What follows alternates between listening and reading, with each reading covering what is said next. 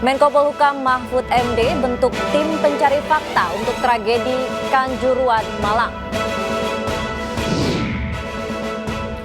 Sepasang suami istri di Karo, Sumatera Utara siksa keponakannya yang berusia 4 tahun hingga kritis.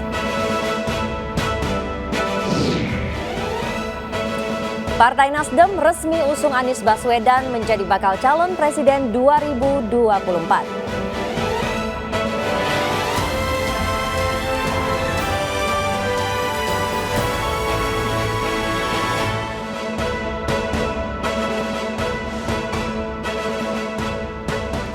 Selamat siang pemirsa, apa kabar Anda hari ini? Senang sekali saya Ratu Nabila hadir memperbarui informasi Anda dalam iNews Siang.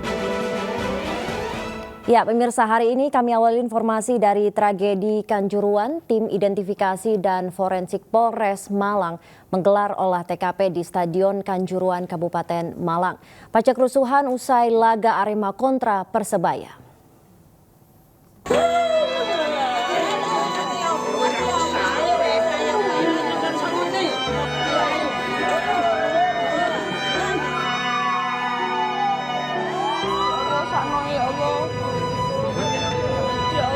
Berapa orang itu, Mak?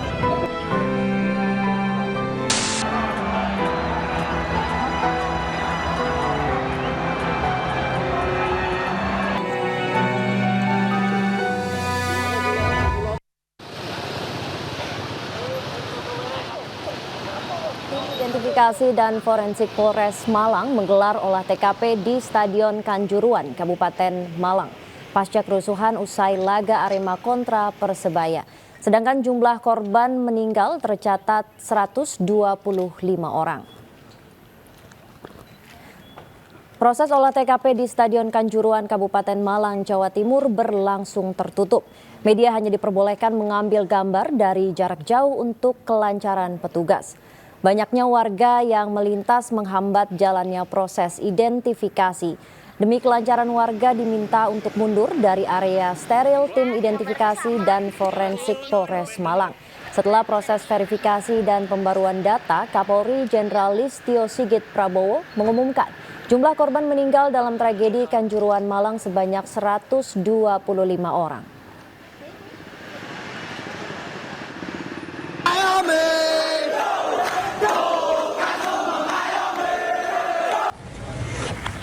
Pada Minggu malam, ratusan Aremania menggelar doa bersama di depan Stadion Kanjuruhan.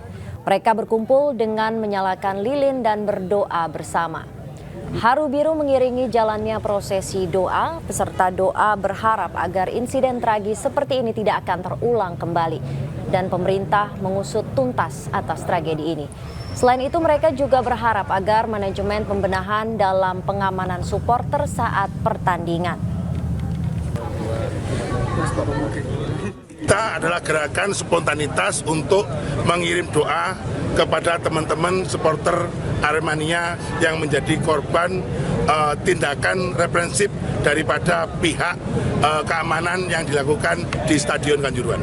Saya akan menuntut keadilan bahwasanya tindakan represif keamanan yang menimbulkan ratusan korban dari pihak.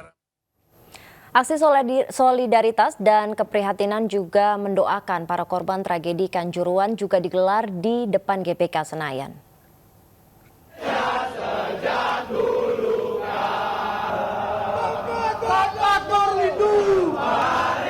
Warga bersama para supporter Ultras Garuda berkumpul di depan pintu utama GBK Senayan sambil menyalakan 1000 lilin dan menyanyi lagu nasional Indonesia.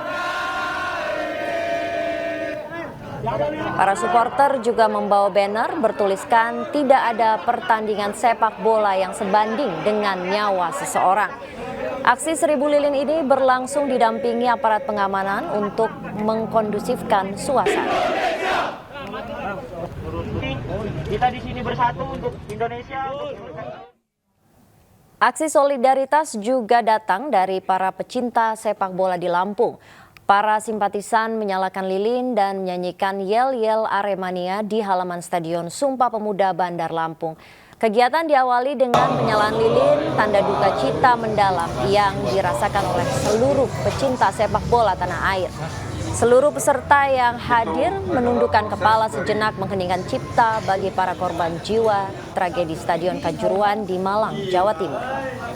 Ada 20 perwakilan komunitas klub sepak bola di Lampung yang hadir dan semua yang hadir dengan tujuan yang sama, yakni ikut berduka atas tragedi Stadion Kanjuruhan. Tragedi Stadion Kanjuruhan ini merupakan pukulan besar bagi dunia persepak bolaan di tanah air.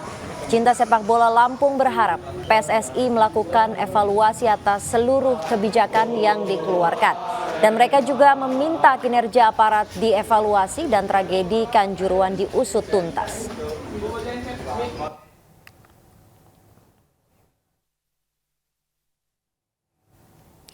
Menko Polhukam Mahfud MD mengatakan pemerintah membentuk tim pencari fakta untuk tragedi Kanjuruhan Malang. Tim akan bekerja dengan target maksimal 3 pekan dan berikut keterangan pers Mahfud MD.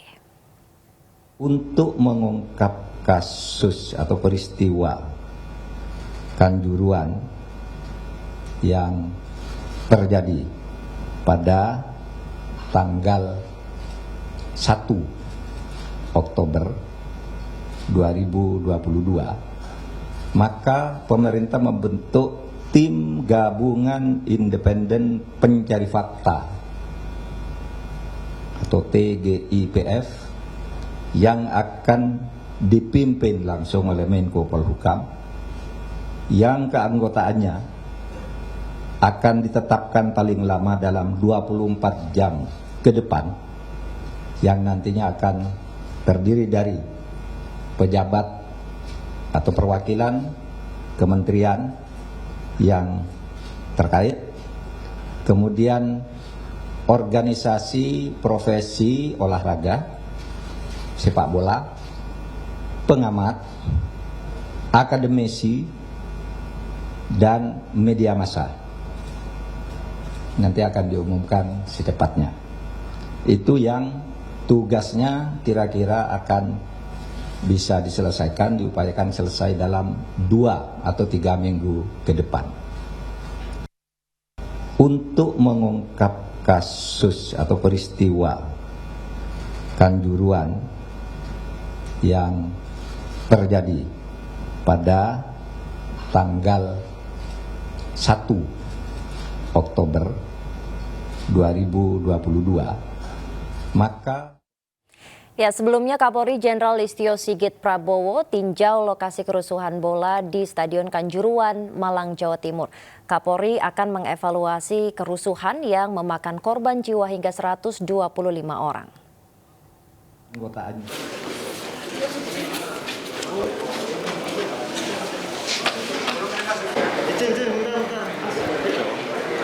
Ya ini.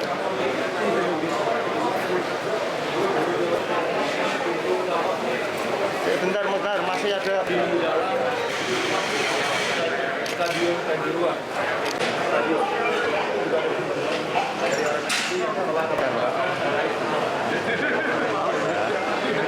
Ya, sudah.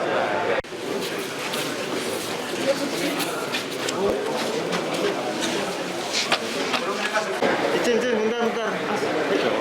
Iya, ya ini.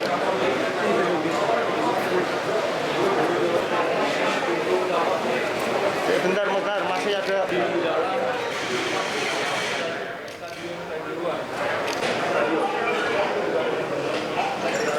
Sebelumnya Kapolri Jenderal Listio Sigit Prabowo tinjau lokasi kerusuhan bola di Stadion Kanjuruhan, Malang, Jawa Timur.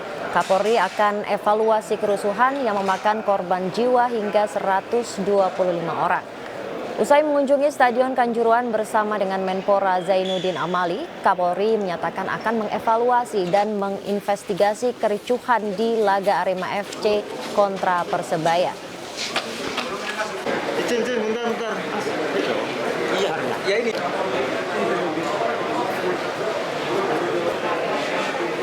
Tim DPI sudah bekerja untuk memastikan terkait dengan identitas korban yang meninggal. Tadi hasil verifikasi terakhir dengan data yang ada di Dinkes. Ya, dan pemirsa, untuk mengetahui situasi terkini di Malang, langsung kita akan bergabung bersama Oki Arisandi di kantor Kecamatan Lowokwaru, Malang. Ya, Oki, selamat siang. Bagaimana saat ini situasi terkini pembagian bansos di sana? Ya, selamat siang Nabila dan juga pemirsa. Beberapa saat yang lalu bertempat di kantor Kecamatan Lowokwaru, Kota Malang, hadir Menteri Tri Risma hari ini, Menteri Menko PMK Muhadjir Effendi dan juga ditemani oleh Wakil Ketua MPR RI Ahmad Basara dan juga bersama Wali Kota Malang Bapak Sutiaji tadi telah memberikan santunan kepada sejumlah ahli waris korban dari tragedi kemanusiaan yang terjadi di Stadion Kanjuruhan pada akhir pekan lalu, tepatnya pada hari Sabtu pasca pertandingan Liga 1 Arema melawan Persebaya. Dan lebih lanjut untuk mengetahui, kami sudah bersama salah seorang ahli waris almarhum korban tragedi kemanusiaan Stadion Kanjuruhan, ada Mbak Fitri. Assalamualaikum, selamat siang Mbak Fitri. Ya, selamat siang. Mbak Fitri, bisa sedikit dijelaskan apa hubungan Mbak Fitri dengan almarhum yang saat ini menjadi korban dari tragedi kemanusiaan di Kanjuruhan, Mbak?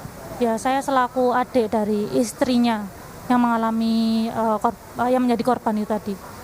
Mbak Fitri, kapan pertama kali mengetahui almarhum ternyata harus mengembuskan nafasnya pasca tragedi kemanusiaan tersebut? Waktu itu malam ya Mas, waktu saya menuju ke Rumah Sakit Kanjuruhan, itu kan karena sebelumnya kabarnya masih belum meninggal, masih hilang gitu kan. Waktu saya menuju ke sana, dapat kabar kalau ternyata yang kecil, yang adik saya itu udah meninggal gitu. Waktu saya sampai di Rumah Sakit Kanjuruhan, ternyata dari ayahnya yang di Rumah Sakit Wafa itu juga meninggal, seperti itu. Jadi ini yang meninggal adalah ayah dan anaknya. Anaknya usia berapa, Mbak? 3,5 tahun. 3,5 tahun. Berarti sang ayah dan anak ini meninggalkan anggota keluarga lain. Ada siapa yang ditinggalkan, Mbak Fitri? Ada istri sama anaknya kelas 2 SMP. Ada pesan yang disampaikan oleh Bu Menteri atau Pak Menteri tadi, Mbak Fitri? Untuk kedepannya ya semoga bisa ikhlas, karena kita nggak tahu musibah itu bakal seperti ini gitu ya Mas. Jadi kalau bisa ya diikhlaskan gitu aja gitu. Terima kasih Mbak Fitri, sampaikan salam kami untuk ibu dan putrinya. Semoga diberikan kesabaran dan juga ketabahan. Terima kasih Mbak Fitri. Ya, pemirsa, memang dari beberapa ahli waris korban yang terjadi tragedi kemanusiaan tersebut, selain mendapatkan bantuan dari Menteri Sosial, tadi juga dikatakan mendapatkan bantuan dari Basnas dan juga dari Bank Jatim. Dan memang bantuan tersebut tidak seberapa, tapi semoga bisa membantu kehidupan selanjutnya dari para korban yang ditinggalkan. Nabila, saya kembalikan ke Anda di studio. Baik, terima kasih atas laporan Anda, Oki. Selamat bertugas kembali. Keji sepasang suami istri di Karo, Sumatera Utara siksa keponakannya yang baru berusia 4 tahun hingga kritis.